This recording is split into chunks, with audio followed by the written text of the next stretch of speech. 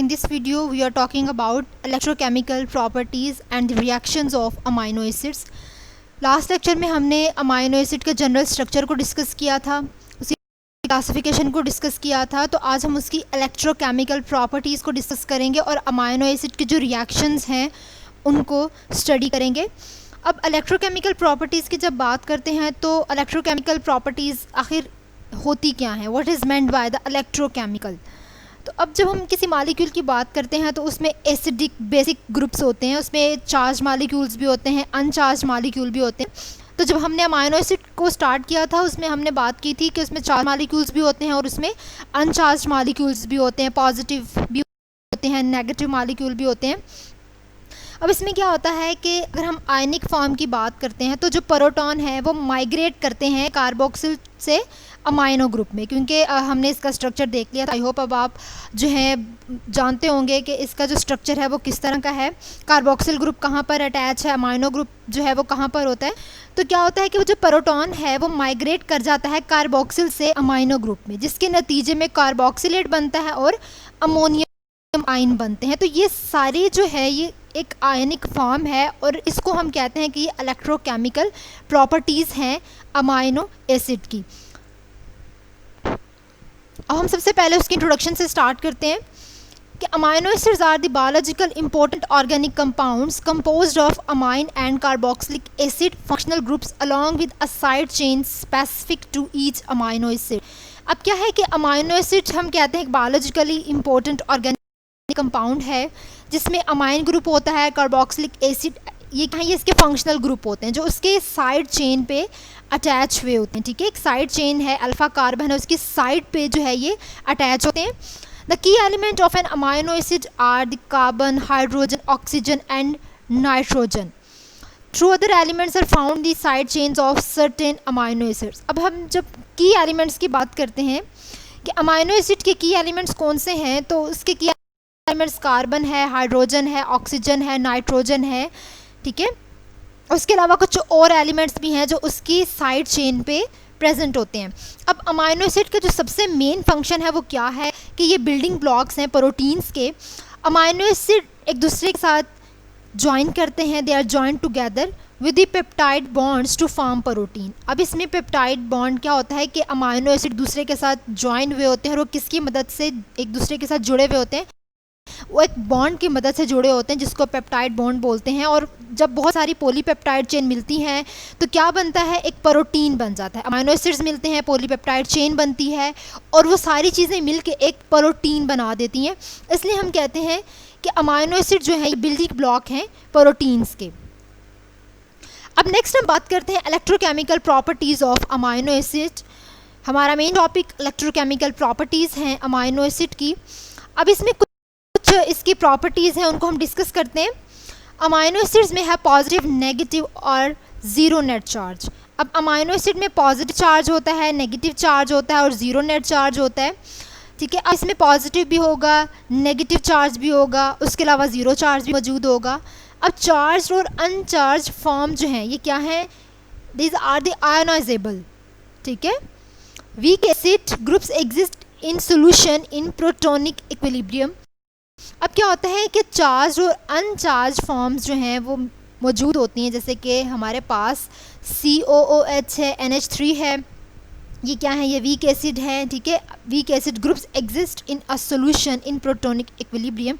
ये एक both are the weak acids और ये दोनों जो है एक सॉल्यूशन में एग्जिस्ट होती हैं। ठीक है, अब यहाँ पर हमारे पास R है, COOH है। अब यहाँ पे क्या होता है कि जो है R COO negative plus H positive. ठीक है, उसके बाद हमारे पास RNH3 है, इसके नतीजे में क्या हो जाता है, RNH2 बन जाता है और H पॉजिटिव हो जाता है। अब ये जो आपको नज़र आ रहा है ये कि ये क्या प्रोसेस है, इसको भी हम मज़ीद जो स्लाइड्स देखते हैं तो आपको इसका जो प्रोसेस है वो क्लियर हो जाएगा कि किस तरह जो प्रोटॉन है वो माइग्रेट करता है। प्रोटॉन जो है वो माइग्रेट करता है इस कार्बोक्सिल से, COOH जो है हम कह रहे हैं कि कार्बोक्सिल है। ठीक है, और ये क्या बना देता है, ये कार्बोक्सिलेट बना देता है। ठीक है, वो माइग्रेट करता है यहाँ से प्रोटॉन और वो इसको कार्बोक्सिलेट बना देता है। फिर उसके बाद यहाँ पे ये अमोनियम बन जाता है। ठीक है, तो अमाइनो ग्रुप जो है यहाँ पे क्या होता है कि ये इसको अमोनियम बना देगा। अब ये जो है सारा प्रोसेस ये भी हम डिटेल में पढ़ लेते हैं। अब हम बात कर रहे हैं कि बोथ कार्बोक्सिलिक और amino group are the weak acid, ठीक है। अब जो हमारे पास कार्बोक्सिल और अमाइनो ग्रुप हैं ये दोनों वीक एसिड्स होते हैं। RCOOH is a far stronger acid than RNH3। अब क्या होता है कि जो हमारा कार्बोक्सिल ग्रुप है वो स्ट्रॉन्गर है किससे, अमाइनो ग्रुप से। अब अगर फिजियोलॉजिकल पीएच की बात करें 7.4 से, के पीएच हमारे पास 7.4 है। Carboxyl group exist almost entirely as RCOO negative and amino groups predominantly as RNH3 positive. अब क्या होता है कि अगर फिजियोलॉजिकल पीएच की बात करते हैं तो जो कार्बोक्सिल ग्रुप हैं वो किस तरह एग्जिस्ट होते हैं, वो इंटायरली या तो COO नेगेटिव की फॉर्म में होते हैं या फिर वो अमाइनो ग्रुप की फॉर्म में होते हैं। बेसिकली दोनों वीक एसिड्स हैं, लेकिन अगर इनको अलग करके देखें तो वो हमें इस फॉर्म में नज़र आते हैं। उसके सेकेंड प्रॉपर्टी है zwitterion form of amino acid. Last lecture में हमने ज्विटराइन को डिस्कस किया था कि आखिर ज्विटराइन क्या होते हैं। अब यहाँ पे हम देख लेते हैं ज्विटराइन फॉर्म जो है वो अमाइनो एसिड की किस तरह होती है। The amine and carboxylic acid functional groups found in amino acids allow them to have amphiprotic properties. अब क्या होता है कि अमाइन और जो कार्बोक्सिलिक एसिड हैं ये दोनों फंक्शनल ग्रुप हैं अमाइनो एसिड के, और इन दोनों की क्या प्रॉपर्टीज़ हैं, इनमें एम्फीप्रोटिक प्रॉपर्टीज़ होती हैं। अब एम्फीप्रोटिक हम किसको कहते हैं कि वो सब्सटेंस जो कि डोनेट का काम भी करते हैं और एक्सेप्ट का काम भी करते हैं, कि वो H पॉजिटिव डोनेट भी करेंगे और H पॉजिटिव एक्सेप्ट भी करेंगे। ये दोनों डोनेट भी कर रहे हैं और एक्सेप्ट भी कर रहे हैं। अभी हमने जो पहले एक रिएक्शन देखा है उसमें डोनेट भी हुआ है और एक्सेप्ट भी हुआ है, तो ये एम्फीप्रोटिक कहलाता है। Carboxylic acid groups can be deprotonated to become negative carboxylates and alpha amino groups can be protonated to become positive alpha ammonium group। अब यहाँ पे सबसे पहले आपको पता होना चाहिए प्रोटोनिक और डीप्रोटोनेटेड का। अब जब हम प्रोटोनिक की बात करते हैं सच एज वाटर की अगर हम बात करें तो इसमें क्या होता है कि they are able to donate hydrogen ions to solute molecules. जो प्रोटोनिक होते हैं, प्रोटोनेटेड होते हैं, हम कह रहे हैं कि वो हाइड्रोजन मॉलिक्यूल जो है उसे क्या करते हैं, उसे डोनेट करते हैं। अब डीप्रोटोनेटेड में हम कह रहे हैं कि रिमूवर ऑफ अ प्रोटॉन, ठीक है। प्रोटोनेटेड में क्या हुआ है कि प्रोटॉन ऐड हो रहा है, डीप्रोटोनेटेड में जो है वो रिमूवल हो रहा है, ठीक है। अब यहाँ पे क्या होता है कि कार्बोक्सिलिक एसिड जो है ये डीप्रोटोनेटेड है क्योंकि यहाँ से रिमूव हुआ है।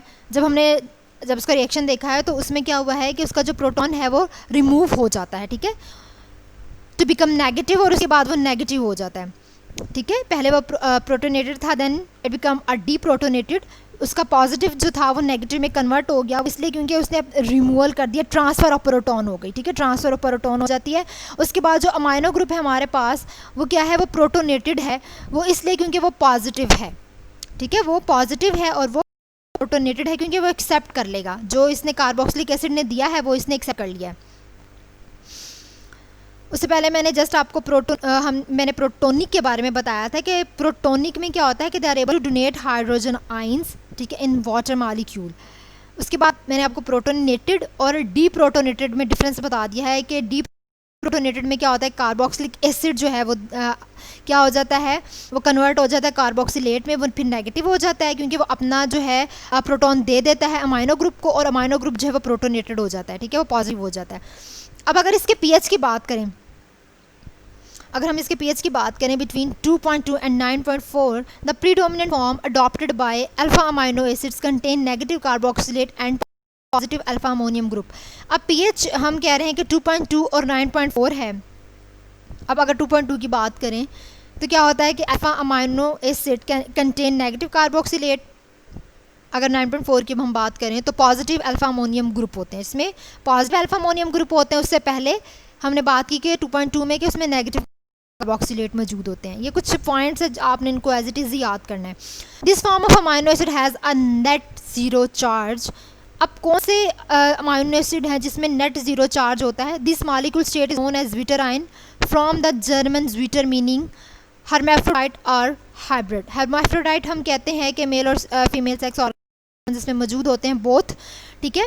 तो जो ज़्वीटर है ये जर्मन वर्ड ज़्वीटर से निकला है जिसका मतलब है हर्मेफ्रोडाइट, ठीक है। अब नेट चार्ज क्या होता है कि नेट चार्ज में हम क्या कहते हैं कि what is meant by the net charge, कि टोटल चार्ज एक इलेक्ट्रोमैग्नेटिक सिस्टम की जब हम बात करते हैं तो उसमें जो टोटल चार्ज होता है उसको हम नेट चार्ज कहते हैं, ठीक है। इसमें हम कह रहे हैं कि दोनों जो है मौजूद है, पॉजिटिव भी मौजूद है और नेगेटिव भी मौजूद है, ठीक है। Then its net charge is zero. अब ये इसका एक रिएक्शन देख लेते हैं ताकि आपको जो है इसकी आसानी से समझ आ जाए।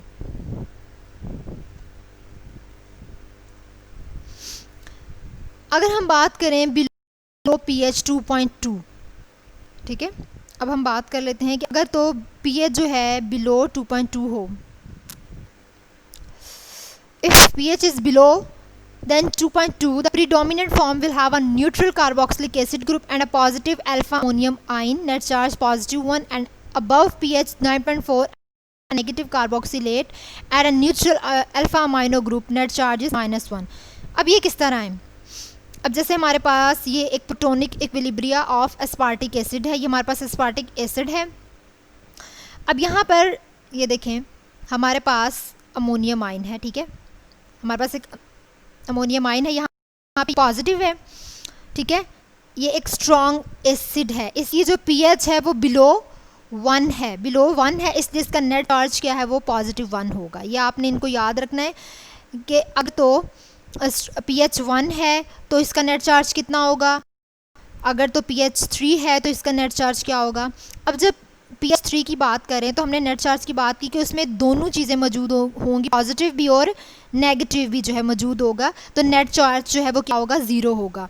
अब यहाँ पे हमारे पास जो pH है वो अराउंड 3 है, तकरीबन 3 है, तो इसका नेट चार्ज ज़ीरो है, क्योंकि यहाँ पे देखें नेगेटिव भी मौजूद है और पॉजिटिव भी मौजूद है, तो इसलिए नेट चार्ज ज़ीरो है। नेट चार्ज क्या है कि दोनों चीज़ें मौजूद होंगी, पॉजिटिव भी और नेगेटिव भी, बोथ, ठीक है। बोथ जो है positive and negative signs are present, then it is called net charge. अब आगे देखें यहाँ पे pH जो है 6 to 8 है, कि 7 भी हो सकती है इसकी pH, 6 भी हो सकती है, 8 भी हो सकती है। अब यहाँ पे हमारे पास 2 नेगेटिव आयन मौजूद हैं और एक पॉजिटिव है, और pH जो है वो 6 to 8 है, तो अब इसका नेट चार्ज क्या होगा, -1 होगा। इसी तरह हमारे पास अब pH है अबाउ देन 11 और हमारे पास क्या है, एक स्ट्रॉन्ग अल्कली है। अब यहाँ पर सिर्फ हमारे पास नेगेटिव मौजूद है, ठीक है, सिर्फ नेगेटिव है, तो इसकी जो नेट चार्ज है वो -2 होगी। तो अब यहाँ दोबारा इसको पढ़ लेते हैं कि अगर तो pH बिलो देन 2.2 हो, ठीक है, तो हम कह रहे हैं कि एक प्रीडोमिनेंट फॉर्म जो बन रही है वो न्यूट्रल कार्बोक्सिलिक एसिड है, ठीक है। अगर तो पॉजिटिव अल्फा अमोनियम आयन है, ठीक है, तो नेट चार्ज जो है वो +1 होगा। अगर तो pH 9.4 से ज़्यादा है तो नेगेटिव कार्बोक्सिलेट होगा और इसे हम न्यूट्रल अमाइनो कहेंगे, अमाइनो ग्रुप, और तब इसका नेट चार्ज -1 होगा। ये 2 पॉइंट्स है जो आपने याद रखना है कि नेट चार्ज -1 कब होगा और नेट चार्ज +1 कब होगा। वो इसलिए कि न्यूट्रल कार्बोक्सिलिक होगा और एक पॉजिटिव अल्फा अमोनियम आयन होगा तब +1 होगा, और जब हमारे पास pH ज़्यादा हो 9.4 से तब नेगेटिव कार्बोक्सिलेट होगा और न्यूट्रल अल्फा अमाइनो ग्रुप होगा, तब जो नेट चार्ज है वो -1 होगा। अब हम बात कर लेते हैं pKa वैल्यूज़ की। pKa values express the strength of weak acid. अब pKa वैल्यू को हम डिसोसिएशन कांस्टेंट भी बोलते हैं। अब pKa जो है और pH जो है, ये दोनों जो हैं क्या हैं, ये एक केमिकल स्पीशीज़ होती हैं जो कि डोनेट करती हैं प्रोटॉन को और एक्सेप्ट भी करती हैं। अगर तो pKa की वैल्यू लोअर होगी तो एसिड जो है वो हमारा स्ट्रॉन्गर होगा और उसकी एबिलिटी भी प्रोटॉन को डोनेट करने की ज़्यादा होगी। The lower the pKa the stronger the acid and greater the ability to donate a proton in aqueous solution, ठीक है। तो pH हम बेसिकली pH से हमें पता चलता है कि कौन एसिड है और कौन जो है वो बेस है, क्योंकि एसिडिक जो है उसकी एक अलग pH है, बेसिक की एक अलग pH है, उसके अलावा न्यूट्रल जो है वो एक अलग कैटेगरी में आता है जिसमें हम ऑलमोस्ट 7 pH कहते हैं, ठीक है, तो उससे हमें पता चलता है कि ये एसिडिक है या फिर ये बेसिक है। और जो pKa ये हमें स्ट्रेंथ के बारे में बताती है कि ये वीक एसिड है या फिर ये स्ट्रॉन्ग एसिड है। The acid strength of weak acids are expressed as their pKa, which is dissociation constant. The net charge on an amino acid, the algebraic sum of all the positively and negatively charged groups present depends upon the pKa values of its functional groups and on the pH of the surrounding medium. अब ये जो net charge है जिसमें हम कह रहे हैं algebraic सम की बात करते हैं कि जितने भी हमारे पास पॉजिटिव और जितने भी हमारे पास नेगेटिव चार्ज ग्रुप प्रेजेंट हैं, ठीक है, अगर हम अपने सराउंडिंग मीडियम में देखें पॉजिटिव और नेगेटिवली चार्ज ग्रुप प्रेजेंट है तो वो डिपेंड करते हैं उसकी pKa वैल्यू पे। वो किस तरह डिपेंड करते हैं कि अगर तो pH लेस देन pKa होगी then it will be protonation. यहाँ पे फिर जो H पॉजिटिव है वो उस ग्रुप में ऐड होगा, H positive will be added to the group. जैसे भी हमने बात की थी अमोनियम में, अमाइन ग्रुप में बात की थी, अमाइनो ग्रुप में, कि कार्बोक्सिल जो है वो देता है, रिमूव करता है प्रोटॉन और अमाइनो ग्रुप इसको एक्सेप्ट कर लेता है, ऐड कर लेता है, तो वो प्रोटोनेशन है। फिर वो प्रोटोनेशन है तो क्या होगा, पीएच और पीकेए जो है वो किस तरह होगी, तो पीएच जो है वो लेस देन पीकेए होगी। अगर पीएच ग्रेटर देन पीकेए होगी तो then it will be deprotonation, क्योंकि उसने क्या किया है, उसने जो है एच पॉजिटिव जो है वो रिमूव किया है, तो वो डी प्रोटोनेशन होगी। अगर पीएच जो है पीकेए के बराबर होगी तो 50% प्रोटोनेशन होगी और 50% डी प्रोटोनेशन होगी, यानी कि ऐड भी कर रहा है 50% और रिमूव भी कर रहा है 50%। Altering the charge on amino acids and their derivatives by varying the pH facilitates the physical separation of amino acid peptides and proteins. अब यहाँ पे हम अमाइनो एसिड की अल्ट्रेशन की बात करते हैं कि हर अमाइनो एसिड की पीएच जो है वो डिफरेंट होती है और उस पीएच की वजह से हम उन अमाइनो एसिड को सेपरेट कर सकते हैं कि वो पेप्टाइड्स हैं या प्रोटीन्स हैं, तो उनकी वजह से हम उनकी फिजिकली सेपरेशन कर सकते हैं कि अमाइनो एसिड पे जो चार्ज हैं और उनकी जो पीएच है वो जो है अमाइनो एसिड को सेपरेट करने का काम करती है। तो ये जो है ये पीएच और पीके वैल्यू का काम है कि वो किस तरह एसिड को सेपरेट करती है। अब हमारे पास नेक्स्ट जो प्रॉपर्टी इलेक्ट्रोकेमिकल, वो हमारे पास क्या है कि at its isoelectric pH, isoelectric को पीआई से भी डिनोट करते हैं, amino acid bears no net charge. अब यहाँ पे हम कहते हैं कि अमाइनो एसिड जो है bears no net charge. The isoelectric point is the pH at which a molecule carries no net electric charge और इट्स इलेक्ट्रिकली न्यूट्रल। यहाँ पे ये न्यूट्रल होगा कि यहाँ पर कोई चार्ज इस पर मौजूद नहीं होता। आइसोइलेक्ट्रिक हम कब कहते हैं कि जब इस पर कोई चार्ज मौजूद नहीं होगा, ये न्यूट्रल होगा, no net charge is present, then it is called isoelectric. Isoelectric species is the form of a molecule that has an equal number of positive and negative charge and thus is electrically neutral. हम कह रहे हैं कि no net charge, ठीक है, positive भी मौजूद है और नेगेटिव भी मौजूद है, both are in equal quantity, ठीक है, इलेक्ट्रिकली न्यूट्रल होते हैं, इसको आइसोइलेक्ट्रिक बोलते हैं।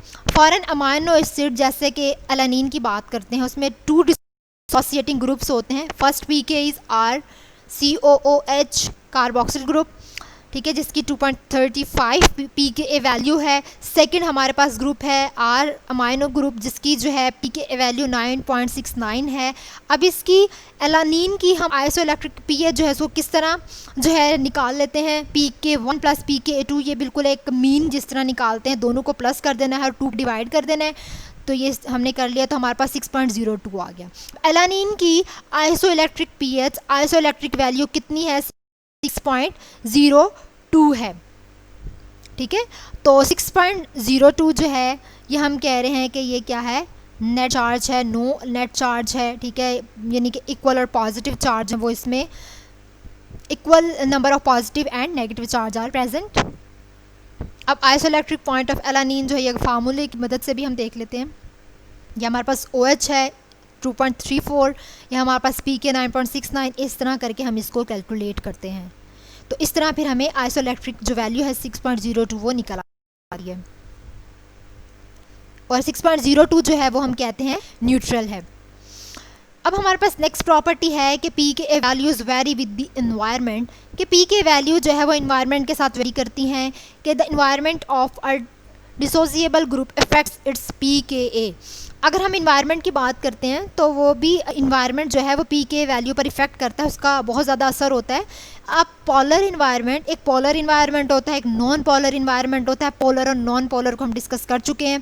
Polar environment favours the charge form, ठीक है, तो पोलर इन्वायरमेंट जो है वो चार्ज फॉर्म को फेवर करती है, जबकि नॉन पोलर इन्वायरमेंट जो है वो अनचार्ज फॉर्म को फेवर करती है, और ये चार्ज फॉर्म है और ये अनचार्ज फॉर्म है। अब नेक्स्ट हमारे पास जो प्रॉपर्टी है, the solubility and melting point of amino acids reflect their ionic characters, कि अब एक तो सॉल्युबिलिटी और एक हमारे पास जो मेल्टिंग पॉइंट है अमाइनो एसिड, तो वो भी आयनिक कैरेक्टर्स पर डिपेंड करती है। अब क्या है कि अमाइनो एसिड्स जो हैं वो सॉल्युबल होते हैं पोलर सॉल्वेंट में, जैसे कि वाटर है, इथेनॉल है, जबकि ये इनसॉल्युबल होते हैं नॉन पोलर सॉल्वेंट्स में, जैसे कि बेंजीन, हेक्सेन है। ये आपको एमसीक्यूज में चीज़ें पूछी जा सकती हैं, ठीक है। Higher amount of energy required to disrupt the ionic forces that stabilize the crystal lattice account for the high melting points of amino acid। अब जब अमाइनो एसिड की बात करते हैं कि अमाइनो एसिड में जो आयनिक फोर्सेस मौजूद होती हैं उसको डिसरप्ट करने में, उसको तोड़ने में बहुत ज़्यादा एनर्जी की ज़रूरत होती है। तकरीबन उस अमाइनो एसिड के जो मेल्टिंग पॉइंट हम कह रहे हैं 200 डिग्री सेल्सियस है, और इसको तोड़ने में, डिसरप्ट करने में बहुत ज़्यादा एनर्जी की ज़रूरत होती है। अगर जनरली बात करें तो अमाइनो एसिड जो है वो विजिबल लाइट को अब्जॉर्ब नहीं करता, इसलिए हम कहते हैं कि अमाइनो एसिड कलरलेस होता है। नेक्स्ट प्रॉपर्टी क्या है कि functional groups dictate the chemical reactions of amino acid, कि हमारे पास जो फंक्शनल ग्रुप हैं ये केमिकल रिएक्शंस को भी, जो केमिकल रिएक्शंस हैं अमाइनो एसिड के, उसको भी डिक्टेट करते हैं। Each functional group of amino acid exhibits all it's characteristics chemical reactions, क्योंकि अभी हमने केमिकल रिएक्शंस की भी बात करनी थी कि अमाइनो एसिड के रिएक्शंस कौन से होते हैं। तो अमाइनो एसिड में जो हमने आर वेरिएबल लगाया था वहाँ पे हम कोई भी फंक्शनल ग्रुप लगा सकते हैं। क्या होता है कि वो जो फंक्शनल ग्रुप होता है, कोई भी वेरिएबल उसमें होता है, एक अमाइनो एसिड है, अब वहाँ पे जो भी फंक्शनल ग्रुप है, ठीक है, वो डिपेंड करता है कि उसकी कैरेक्टरिस्टिक्स क्या होंगी। For carboxylic acid groups these reactions include the formation of Easter, amide and acid anhydrides. अब हम कार्बोक्सिलिक एसिड ग्रुप्स की बात करें, अगर फॉर एग्जांपल हमारे पास जैसे आर ही नहीं, हम बाकी फंक्शनल ग्रुप्स की भी बात कर सकते हैं कि अगर हमारे पास कार्बोक्सिलिक एसिड ग्रुप है तो उसमें कौन से रिएक्शन इंक्लूड हो सकते हैं और वो क्या बना सकते हैं। वो ईस्टर बना सकते हैं, अमाइड बना सकते हैं, और एसिड एनहाइड्राइड्स भी बना सकते हैं, ठीक है। और अमाइनो ग्रुप की बात करते हैं तो वो साइलेशन कर सकते हैं, अमाइडेशन कर सकते हैं, स्टेरिफिकेशन कर सकते हैं। अमाइडेशन में क्या कहते हैं कि फॉर्मेशन ऑफ अमाइड्स, जबकि स्टेरिफिकेशन में हम कहते हैं कि जब कार्बोक्सिलिक एसिड रिएक्ट करता है अल्कोहल के साथ, जब कार्बोक्सिलिक एसिड रिएक्ट करेगा अल्कोहल के साथ, ठीक है, तो हम कहते हैं कि तब स्टेरिफिकेशन होती है, ठीक है। उसके अलावा हमारे पास एक हाइड्रोक्सिल ग्रुप है और एसएच ऑक्सीडेशन और स्टेरिफिकेशन भी हो सकती है इनकी केमिकल रिएक्शंस की मदद से जो अमाइनो एसिड में हो रहे होते हैं। उसके अलावा जो most important reaction amino acid में हो रहा होता है वो क्या है, वो पेप्टाइड बॉन्ड की फॉर्मेशन होती है। अब ये जो रेड कलर में आपको नज़र आ रहा है ये क्या है, ये पेप्टाइड बॉन्ड्स हैं। यहाँ पे ये पेप्टाइड बॉन्ड जो है दो अमाइनो एसिड हैं, इनके दरमियान में जो लिंकेज है वो किसकी वजह से है, वो पेप्टाइड बॉन्ड की वजह से है, जिसको हम पेप्टाइड बॉन्ड फॉर्मेशन कहते हैं। तो इसमें हमने क्या बात की कि जो फंक्शनल ग्रुप है अमाइनो एसिड के, उनमें तकरीबन हर केमिकल रिएक्शन, हर करैक्टरिस्टिक्स मौजूद होती हैं। जैसे कि कार्बोक्सिलिक एसिड ग्रुप है, ये अगर किसी के साथ रिएक्ट करता है तो डिफरेंट चीज़ें बनाता है। अमाइनो ग्रुप अगर किसी के साथ रिएक्ट कर रहा है तो वो एक डिफरेंट जो है एक चीज़ बना रहा है, जैसे कि स्टेरिफिकेशन एक चीज़ तो नहीं हो सकती, लेकिन एक जो है केमिकल रिएक्टेंट बना रहा होता है, ठीक है, इसको हम केमिकल रिएक्टेंट बोलेंगे। अब हमारे पास केमिकल रिएक्शंस कौन कौन से हैं, ठीक है, हमारे पास रिएक्शंस कौन से हैं अमाइनो एसिड के। तो सबसे पहले हम निनहाइड्रन टेस्ट की बात करते हैं। निनहाइड्रन एक पावरफुल ऑक्सीडाइजिंग एजेंट होता है जो कि ऑक्सीडेटिव डिकार्बोक्सिलेशन का काम करता है। Alpha amino acid yielding carbon dioxide, NH and aldehyde. इसके अलावा जो अगर तो ऑक्सीडाइजिंग का काम हो रहा है तो रिड्यूसिंग का भी काम होगा, ठीक है। तो जो रिड्यूस निनहाइड्रन होती है वो रिएक्ट करती है लिबरेटेड अमोनिया के साथ और एक ब्लू कॉम्प्लेक्स बना देती है, ठीक है। जो अमोनिया लिबरेट होता है उसके साथ मिलती है और एक ब्लू कॉम्प्लेक्स बना देती है, जबकि प्रोलीन और हाइड्रोक्सी प्रोलीन जो है ये येलो प्रोड्यूस करती है colour, rather than a purple colour with ninhydrin. जो है वो पर्पल कलर नहीं करेगी, येलो कलर प्रोड्यूस करेगी। तो ये कुछ रिएक्शंस हैं जिनकी मदद से कुछ कलर्स प्रोड्यूस हो रहे हैं। सेकेंड हम बात करते हैं कलर रिएक्शंस की. A variety of colour reactions specific for particular functional groups in amino acid are known which are useful in both qualitative and quantitative identification of particular amino acids. अब हमारे पास different colour reactions हैं. हम कह रहे हैं जो functional groups होते हैं उनमें डिफरेंट कलर रिएक्शंस होते हैं एक अमाइनो एसिड में, जो डिफरेंट फंक्शंस परफॉर्म करते हैं, क्वालिटेटिव भी और क्वांटिटेटिव भी, और उनकी वजह से हम उनको आइडेंटिफाई कर सकते हैं कि ये कौन सा पर्टिकुलर अमाइनो एसिड है.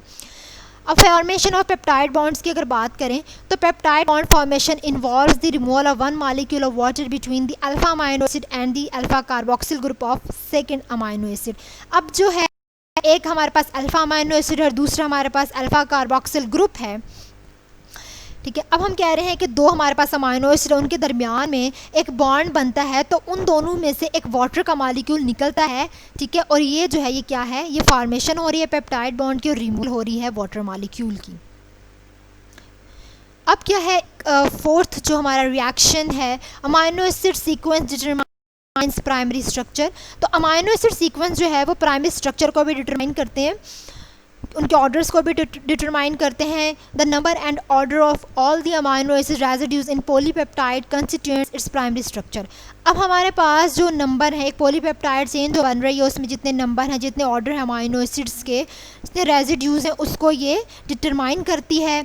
अमाइनो एसिड जो है present in peptides are called amino acyl residues. जो अमाइनो एसिड पेप्टाइड्स में मौजूद होते हैं उनको अमाइनो acyl residues कहा जाता है. उसके अलावा जो अमाइनो एसिड का आर ग्रुप है वो डिटरमाइन करता है बायोकेमिकल फंक्शन, जो यूनिक बायोकेमिकल फंक्शंस होते हैं उनको डिटरमाइन करता है. Amino acids are classified as basic, acidic, aromatic, aliphatic और sulphur containing based on the properties of their R groups. Last lecture में हमने उसकी क्लासिफिकेशन में उसकी एसिडिक, बेसिक, एरोमेटिक, एलिफेटिक जो है प्रॉपर्टीज़ को डिस्कस कर लिया था. तो वो किसकी वजह से हैं, वो आर ग्रुप की वजह से होती हैं. लास्ट में हम जो है अमाइनो एसिड के फंक्शंस को भी डिटरमाइन कर लेते हैं. तो इसका मेन फंक्शन क्या है कि ये बिल्डिंग ब्लॉक्स है प्रोटीन्स के. उसके अलावा major component of peptidoglycan, bacterial cell wall में इन्वॉल्व होती हैं पेप्टिडोग्लाइकेन. उसके अलावा ये एक्ट जो है फंक्शन एज अ बफर्स. उसके अलावा serve as a precursor of several enzymes and components and it act as a nitrogen source. ये इसके फंक्शंस हैं अमाइनो एसिड्स के. तो अब हमारा अमाइनो एसिड्स वाला टॉपिक कंप्लीट हो गया है. अब अमाइनो एसिड्स के बाद हम कहेंगे कि बिल्डिंग ब्लॉक्स ऑफ प्रोटीन्स कहते हैं. तो इसके बाद हम प्रोटीन की क्लासिफिकेशन